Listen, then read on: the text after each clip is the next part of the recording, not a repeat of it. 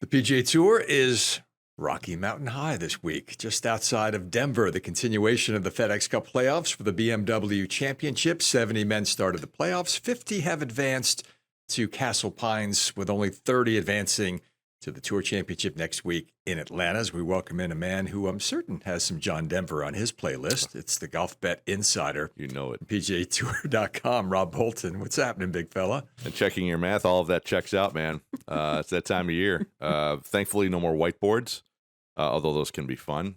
Yeah, the BMW Championship has a special place in my heart in terms of a historical reference with the Western Golf Association outside Chicago, where I'm from, and all of those years at Butler National and then Cog Hill. This event, it makes me think of a lot of my grandfather, who introduced me to golf as a child, and how many years he would go to the tournament, and as I became an adult and got involved a little bit in the game, how much we enjoyed that together. So personally, it's sort of more of a sentimental week. I've never been to Castle Pines. I would imagine it's not too shabby. So it was fun to dig into something new this week. It's been a while. So more math in this week in terms of the golfers. I love that the Europeans, although they're used to it, have to convert also from meters, if that's the way they play normally. The guys that, from that tour, but from that continent rather, using the imperial system. So, and I love the fact that it's a neutral field. That's what I went into in the power rankings this week. Other than Wyndham Clark and one start by Adam Scott 24 years ago, there's virtually no, maybe none in terms of course history. And I love that in terms of the playoffs specifically, because it's bracketed by courses that everybody knows. So, yeah, a fun week, sentimental week for me personally, and I'm ready to get after it with you today. Yeah, I did my digging. I thought, geez, Adam Scott has got to be the only guy in this field who would have had a chance to have played the old PGA Tour event, the International, which was held at Castle Pines from 1986 to 2006. But that was a long time ago. Adam Scott, by the way, in fine form, 15th in the power rankings. The man who's number one is not Scotty Scheffler. It's not Xander Schauffele. It is Tony Finau, born and raised in Utah. So if there's any player who has an understanding of the altitude adjustment, it's Big Tone. The form is there, Rob. It has been most of the year. The value is there for Tony as well, plus 2,800 to win this week. Yeah, guys like Scotty Scheffler, Xander Schauffele, and the bunch don't win every week, or almost don't win every week. So Tony Finau has some experience in winning in the playoffs as well, and yeah, the fit specifically for everything that we have presented this week just makes so much sense for him right now. And yeah, the form is up there. The odds are favorable for bettors, given everything. And when you're thinking about if it's a not Scotty Scheffler victory, if it's not Xander Schauffele victory, et cetera, Hideki Matsuyama is on fire. I mean, if it's not him, then who's it going to be? And look, I mean, let's have some fun in the power rankings. Tony Finau makes sense. If this was, maybe at Cog Hill or somewhere else in the Midwest, maybe he's not atop the power rankings. Let's give him a shot up there. I mean, yeah, Utah's the next state over. It's at altitude. He's used to it. He hasn't won this year. There are a lot of things that are baked into that. And I just think that there's something that's inside. There's a muscle memory for him that he can inject into the play this week. And some of these other guys will be figuring it out a little bit more on the fly. So if he can get out there, maybe race out to a little bit of an edge and hang on to that, that's sort of the idea. Of course, it's golf. It doesn't always work that way. We're not looking for a wire-to-wire winner necessarily. But yeah, look, it's more of an open field because of the course. And so he's the guy that I'm most intrigued at. And so I slotted him number one for those reasons. You mentioned Hideki, who kicked off the playoffs with a victory at the FedEx St. Jude in Memphis last week. You and I, Rob, a lot in this space have talked about how a player is going to react the week after winning and how they're going to manage any potential letdown. I don't see Hideki falling into that trap. He's such a dynamic player, and when he's on song, he can really soar when he's in full flight and get it rolling. So I expect another strong showing here this week. Aside from Scotty and Xander, is the third choice on the board at 16-1. Pretty soon, the brethren of Scotty Scheffler and Hideki Matsuyama are going to be asking for something untoward to happen to them at some point during the season, because then they respond so favorably inside the ropes. We know what Scotty Scheffler's been through time and again, personally and professionally, and still has thrived. And with Matsuyama and his unusual situation and getting robbed and not really knowing about it until he realized he was missing his personal possessions in London on the layover, and then going out there and did what he did last week. I mean, the focus that's required for something like that. I mean, I'm not a golfer, you know that, but golfers, amateur golfers, love to pretend that they can go play the course. I know you're one of them. You know, I know there's a lot of people watching that they want to go play the course that the pros just played, and they want to compare themselves. I don't know. I don't get it. It'd be like if, I showed up at Wrigley and thought I could go yard or hit Waveland off Porter Hodge, the new flamethrower in the bullpen at Wrigley. That's not going to happen. Even BP, like there's just not a velocity off the pitch for me to go yard. I don't know. I have a realistic expectation that that's not going to happen. Whereas the golfers, they're sort of dreamers in that way, and I dig that about it. I really do. There's a lot of fun and entertainment. However, I can't relate to what Matsuyama went through in the last couple of weeks after rising up for the bronze, and then what happened in London, and all of the things that we didn't know what happened to him personally and how he had to reset.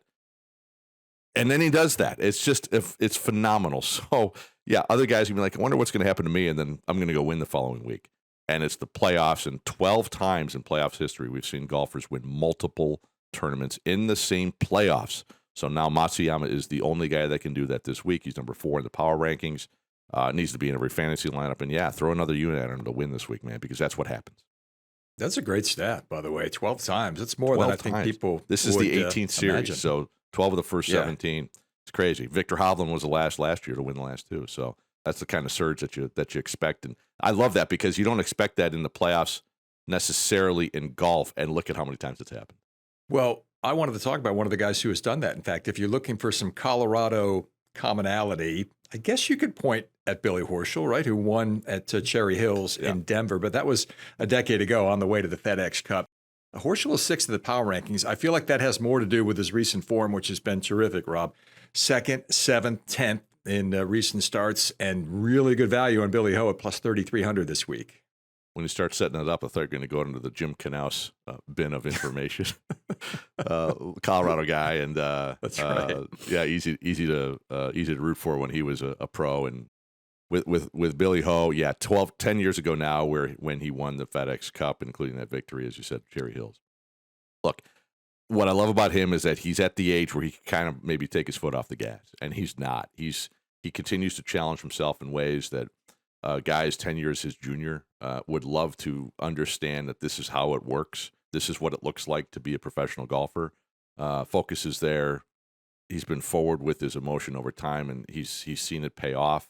He understands. He compartmentalizes. He's like I've gushed about him before. I have a bit of a man crush on the guy over time, and it's for these reasons. Like, he's real, and the fact that inside the ropes right now at altitude where he succeeded before.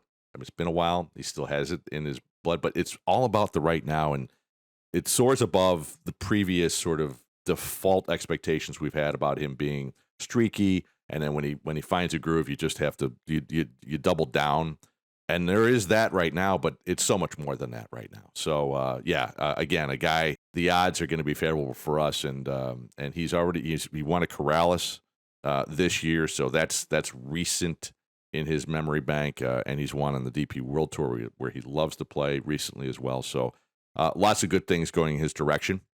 I think I would just default maybe into a top 10, whatever value you can get there. It's not going to be great in a field of 50. If you're feeling aggressive and frisky, top 5, and I'd sign off on that. Did not see the Jim Knaus reference coming. Did not see that one coming. Jimmy Hardkay, as we call him, from the Colorado School of Mines. There All right, let's keep the Cherry Hills theme going. That's where the U.S. Amateur was held last year. That's where Nick Dunlap won the U.S. Amateur. Nick Dunlap has won twice on the PGA Tour this year, once as an amateur, once as a professional. Hell of a season. He's on the cusp of cracking the Tour Championship field, coming off a tie for 5th last week as well. So the form is there at the right time, plus 6,600 to win if you're so inclined on Dunlap, who's 12th in your power rankings this week. If the betting houses had futures on pick an amateur who's going to be in the BMW Championship, let's say, I don't know, 7 months ago, no one would be laying down anything for that.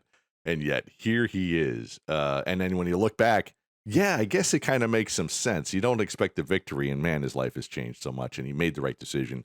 That's obvious. But the fact that he's continued to pay it off, man, the Barracuda victory. Phenomenal talent. He has everything to gain. He's already achieved so much.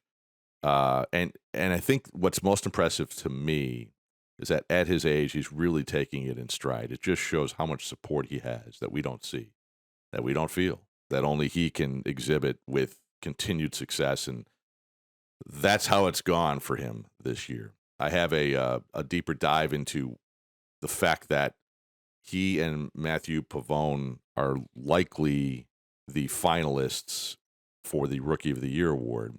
And this is in the Golfbet Insider on Wednesday. It's at the bottom in the Rookie of the Year watch.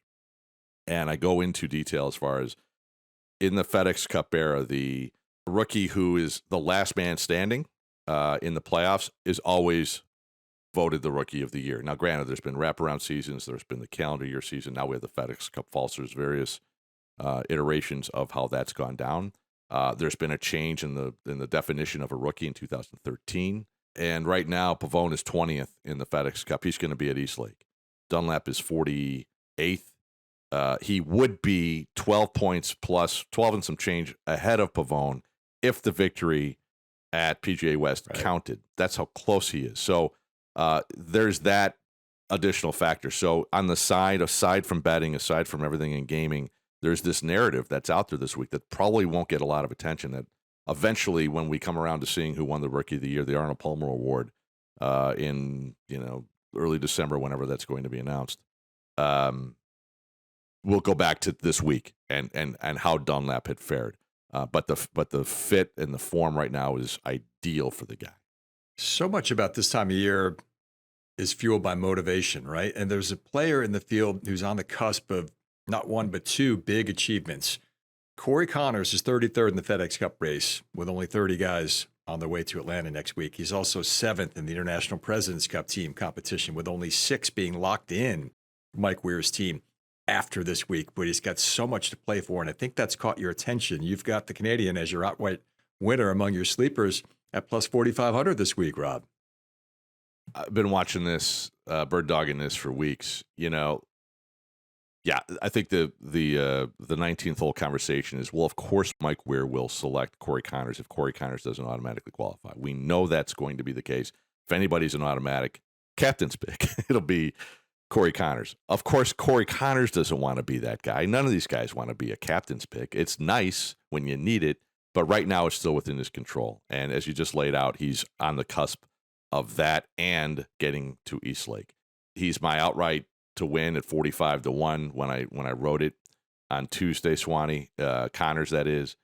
The angle there is the same as it always has been for the guy. And this week, as a ball striker on unfamiliar greens, man, like this is plug and play. This is when magic can really happen.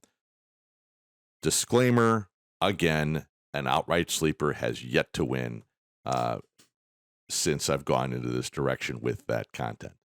It's that's also entertaining, but it makes sense in that context. Taylor Pendrith, by the way, in the power rankings, just threw him out there last week in this space.